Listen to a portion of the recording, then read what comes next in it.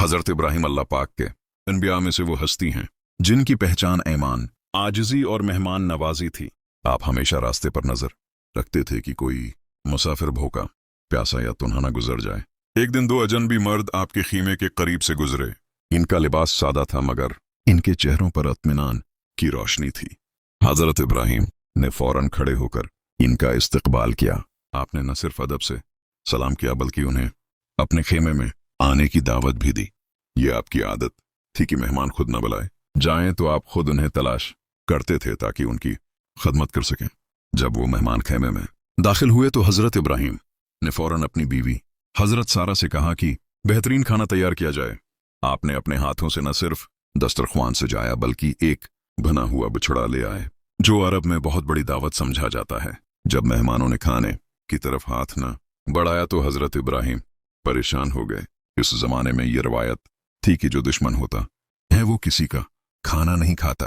हजरत इब्राहिम ने नरमी से पूछा, आप लोग खाते क्यों नहीं? मेहमानों ने एक दूसरे की तरफ देखा और फिर मुस्कुराकर कहा, हम खाते नहीं क्योंकि हम इंसान नहीं, हम अल्लाह पाक के फरिश्ते हैं और अल्लाह ने हमें खास पैगाम के लिए भेजा है।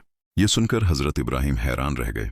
दिल में खौफ भी पैदा हुआ कि न जाने फरिश्ते किस मकसद से आए हैं, मगर फरिश्तों ने फौरन उन्हें तसल्ली दी कि वो किसी अजाब के लिए नहीं आए बल्कि खुशखबरी लेकर आए हैं। फरिश्तों ने हजरत इब्राहिम से कहा कि अल्लाह पाक ने उन्हें उस लिए भेजा है कि वो एक अजीम खुशखबरी सुनाएं। अल्लाह ने आपके लिए एक नेक बेटे की बशारत भेजी है जो इल्म वाला और बर्दबार होगा। हजरत इब्राहिम हैरान भी हुए और खुश भी, क्योंकि उनकी उम्र बहुत ज्यादा हो चुकी थी और हजरत सारा भी बूढ़ी हो गई थी।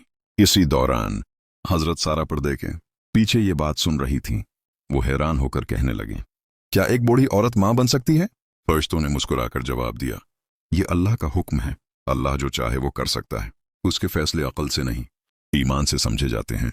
हजरत सारा का दिल मुतमईन हो गया और हजरत इब्राहिम के चेहरे पर शकरगुजारी की रोशनी फैल गई। ये वो लम्हा था जब अल्लाह पाक ने अपने दोस्त को बताया कि उसकी दुआएं कभी रायगा नहीं जाते। अगरचा वक्त गुजर सकता है मगर अल्लाह के फैसले कभी देर से नहीं होते। ये वाकया हमें बताता है कि ईमान का असली इम्तिहान मुश्किल हालात में होता है। अल्लाह पाक अपने बंदों को आजमाता है मगर कभी नजरअंदाज नहीं करता।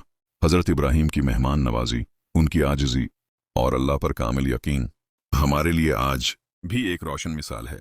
अगर हम दूसरों की मदद करें, अल्लाह के मेहमानों का एहतराम करें और अल्लाह पाक की रहमत से नामीद ना हों तो यकीनन हमारे लिए भी अल्लाह की तरफ से ऐसी खुशखबरियां मौजूद हैं जिनका हमें अंदाजा भी नहीं।